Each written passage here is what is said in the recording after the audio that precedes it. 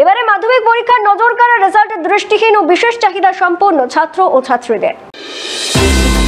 হুগলির উত্তরপাড়া বিধানসভার অন্তর্গত মাকলা লুই ব্রেন মেমোরিয়াল বিদ্যালয়ের 8 জন পড়ুয়ারা এবার মাধ্যমিক পরীক্ষায় প্রথম ডিভিশনে পাশ করেছেন। এরা সবাই বিশেষ চাহিদা সম্পন্ন ছাত্র ও ছাত্রী। তাদের পাশে দাঁড়িয়ে পঠন পাঠনে উৎসাহিত করলেন, এছাড়াও পঠন পাঠনের জন্য শিক্ষা সামগ্রী তুলে দিলেন।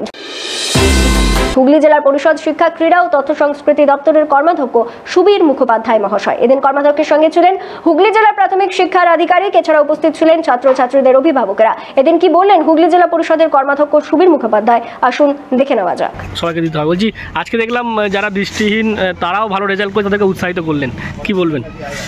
হ্যাঁ, খুব ভালো লাগছে যে দেখুন মাধ্যমিক পরীক্ষায় যারা ভালো রেজাল্ট করেছে সকলের বাড়িতে মানে আনন্দ উৎসব, বা যে প্রথম হয়েছে যারা র্যাঙ্কিং করেছে প্রত্যেকেই শুভেচ্ছা জানাই।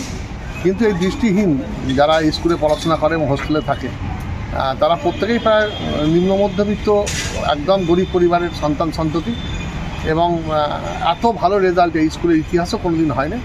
আমি আগেই বলেছি যে 8 জন ছেলে এবং মেয়ে পরীক্ষা দিয়েছিল, তারা প্রত্যেকেই প্রথম বিভাগে পাস করেছে এবং 5 জন স্টার মার্কস পেয়েছে এবং সবাই 70% ওপর নম্বর পেয়েছে। এবং এদের কেউ ভালো গান করে, কেউ সিনথেসাইজার বাজায়, কেউ ভায়োলিন বাজায়, কেউ আবৃত্তি করে, এবং এরা বড় হয়ে বিভিন্ন বিষয় নিয়ে পড়তে চায়, স্বপ্ন দেখতে চায়। তাই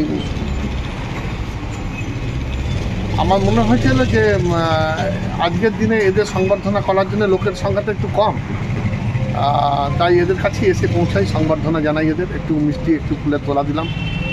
স্কুলের দিদিমণিরা ছিলেন, এবং সবচেয়ে বড় কথা যে সরকার এই স্কুলে একটা মানবিক সরকার, সেখানে এদের একটা ফান্ড পাঠান এবং সেই গভর্নমেন্ট স্পন্সর এরা পান, এবং এটা জনশিক্ষা দপ্তর যেটা আমাদের জেলার তার আধিকারিক আছেন, অত্যন্ত মানবিকভাবে ম্যাডাম সেটা দেখেন।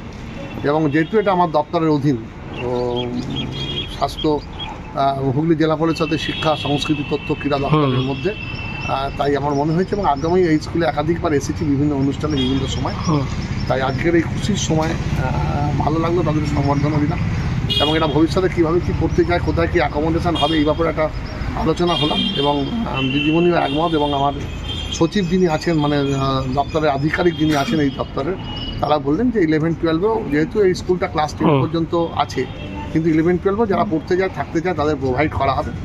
বিভিন্ন দিক থেকে আমরা সাহায্য করবো। আমি একটি মেয়ের দায়িত্ব আমাদের স্বেচ্ছাসেবী সংস্থা থেকে আমি আজকে ঘোষণা করলাম।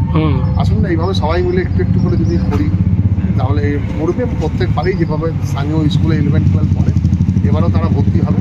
এই হোস্টেলে যারা থাকতে চায় তারা থাকবে, তাদের সমস্ত কিছু সুরক্ষা, তাদের সমস্ত কিছু পড়াশোনা চালানোর জন্য এবং এখানে থাকা খাওয়া, তাদের সমস্ত কিছু ব্যবস্থা প্রতিষ্ঠান থেকে করা হবে। এবং পরবর্তীকালে আমরা চেষ্টা করছি যে 12শ শ্রেণী পর্যন্ত যদি এইটা অ্যাপ্লিকেশন পশ্চিমবঙ্গের মানবিক সরকার যদি এটাকে দেন এবং আমরা সেইভাবে যদি পৌঁছতে পারি, তাহলে নিশ্চয়ই আরও এই দৃষ্টিহীন ছেলে মেয়েদের আরও ভালো হবে। এবং এখানে আপনি দেখলেন যে বাঁকুড়ার ইন্দাস থেকে আছে, আমাদের এখানে বর্ধমান থেকে আছে, হুগলিতে বিভিন্ন প্রান্ত থেকে আছে।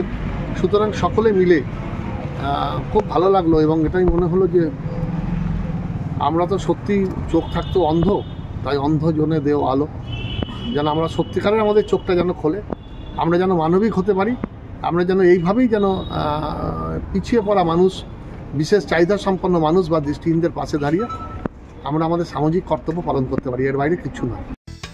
খুবই সহজ এবং অনন্য প্রযুক্তির মাধ্যমে ছাত্রছাত্রীদের পড়াশোনায় সফলতা এনে দেয় ফিজিক্সওয়ালা। ভারতের শহরের সমস্ত ছাত্রছাত্রীদের নিট এবং জেইই পরীক্ষায় বসবার প্রশিক্ষণ দেয়।